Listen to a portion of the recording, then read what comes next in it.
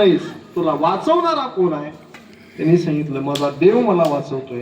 तो आहे कुठे? त्यांनी म्हटलं बाबा तुमचा प्रश्न चुकला. आहे कुठे म्हणण्यापेक्षा तो नाही कुठे, खांबामध्ये आहे का?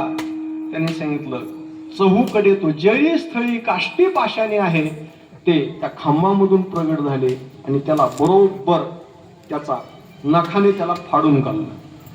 पण ज्यावेळी त्याचा वध केला त्यावेळी दिवस नव्हता, दिवस संपलेला होता आणि रात्र चालू झालेली नव्हती. त्याच्या मधला जो संधी काळ आहे, म्हणजे दिवस रात्रीला सांधणारा जो संधी काळ आहे, त्या संधी काळामध्ये त्याला पकडलं.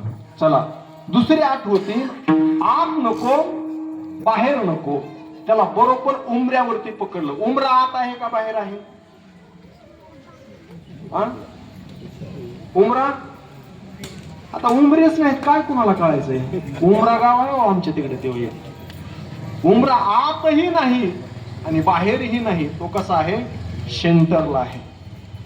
मानवाकडून नको, पशवादिकाकडून नको, संपूर्ण शरीर माणसाचं आणि शिर मात्र सिंहाचं. सगळ्या अटीची पूर्तता केली आणि त्याचा भगवान परमात्म्याने वध केला. म्हणजे ज्याने ज्याने काळाची भीती चुकवण्याचा, मरण चुकवण्याचा प्रयत्न केला, त्यांना सुद्धा या काळाने तीन देवाच्या बायका आहेत. कोण कोण? पार्वती आई साहेब, लक्ष्मी माता आणि सावित्री माता. एक तुम्हा तिघीपेक्षा तिघीला एकच बारी आली.